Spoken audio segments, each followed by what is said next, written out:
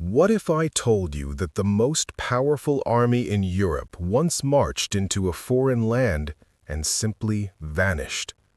In 1812, Napoleon Bonaparte stood at the height of his power. Kings feared him, nations obeyed him. His empire stretched across Europe, and his victories seemed unstoppable.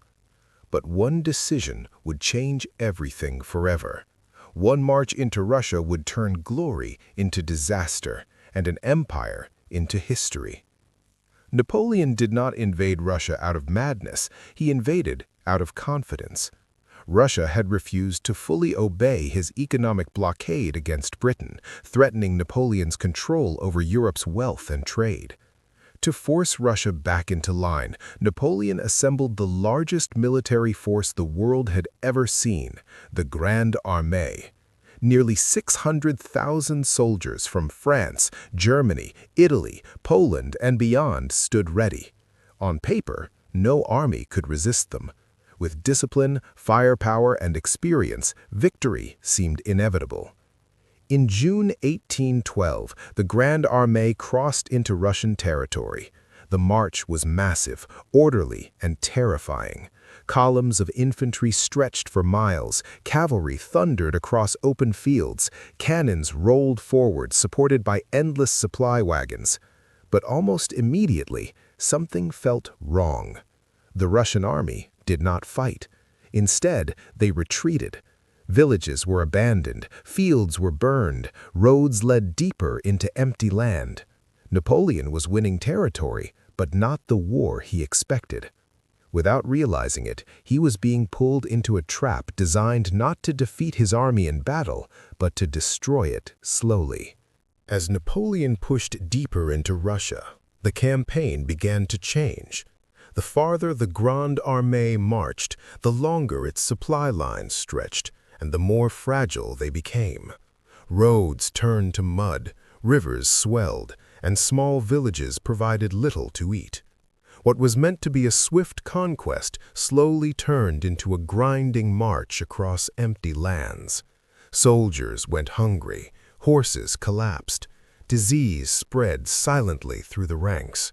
The army that once seemed invincible was now fighting not just an enemy, but the land itself. The Russians did not engage Napoleon in a decisive battle. Instead, they used a ruthless strategy of retreat and destruction. Villages were abandoned and burned, crops were destroyed, bridges were dismantled. Every mile Napoleon advanced, he faced fewer enemies, but far greater challenges. He gained territory, yes, but at a terrible cost. Morale began to falter. Exhausted soldiers struggled to carry their weapons and equipment, and the once proud army started to resemble a shadow of its former self. Despite the hardships, Napoleon pressed on. Moscow, the heart of the Russian Empire, was his prize. He believed capturing the city would force the Tsar to surrender. But as the army approached, the scale of the challenge became clear. Winter was approaching, and supplies were dangerously low. The Grande Armée was vast, but vastness had become a weakness. Coordination faltered, communication slowed. The Russians' retreating tactics, combined with the harsh landscape, created a trap that no map, no plan, and no general could fully escape. By the time the first smoke from Moscow reached their eyes, Napoleon's army was already weakened. The soldiers who had marched triumphantly out of France were now tired, hungry, and cold. The majestic columns that once symbolized unstoppable power now stretched thin, fragile, and vulnerable. What looked like progress was, in fact, the beginning of a slow, inevitable disaster that would test not just the army's strength, but Napoleon's very command over his empire. When Napoleon finally reached Moscow, he expected triumph. The city, the heart of Russia, was supposed to force the Tsar to surrender, to bring glory and a decisive end to the campaign. But what he found was silence. The streets were empty, houses were abandoned, fires burned uncontrolled, consuming what remained of the city. Moscow offered no victory, no supplies, no leverage. It was a city destroyed, a trap carefully prepared by the Russians. Napoleon had advanced farther than ever, only to find himself in a place that promised nothing but winter and despair. The Grande Armée, once a symbol of unstoppable power, was now trapped. Supplies were running dangerously low. Food was scarce. Horses, exhausted and starving, could barely pull the wagons. Soldiers shivered in the early snow, their uniforms inadequate for the cold. Every step forward into Moscow had stretched the army thinner, and now the vast city offered no relief. The army's morale faltered. Even the greatest general could not conjure provisions from an empty city. What was meant to be a quick victory had turned into a logistical nightmare. Napoleon understood that staying in Moscow was impossible.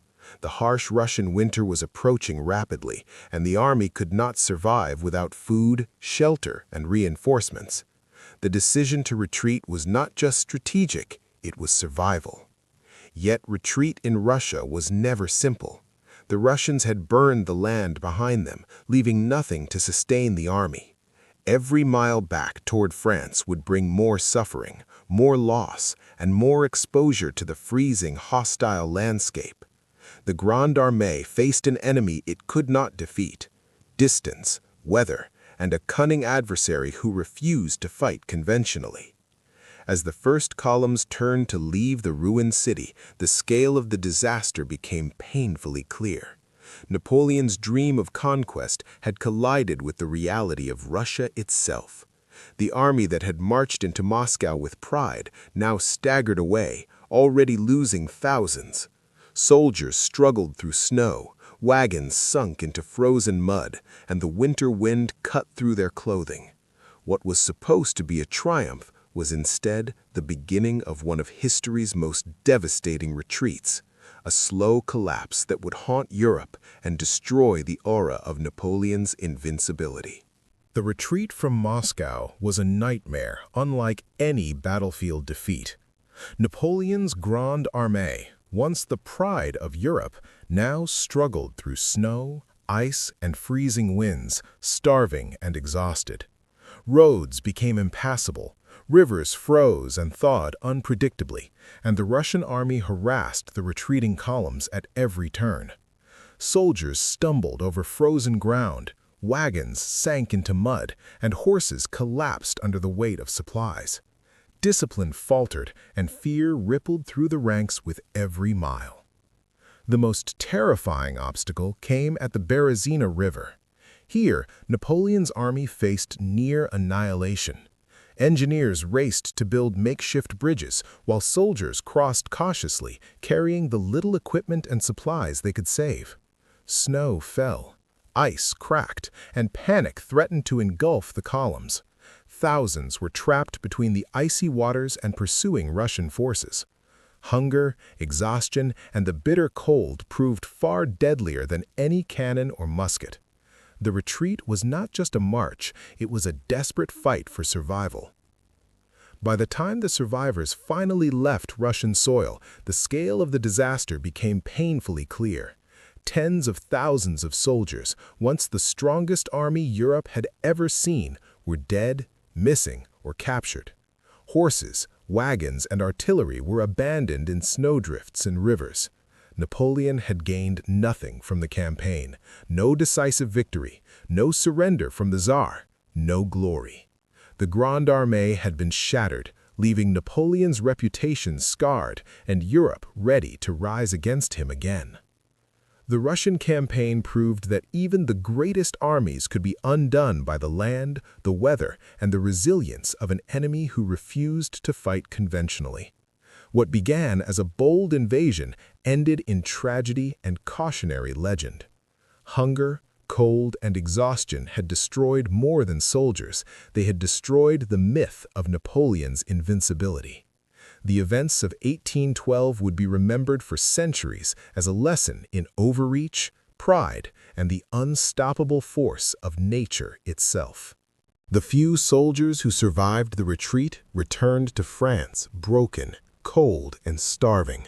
The Grande Armée, once a force feared across Europe, had been reduced to a fraction of its original strength.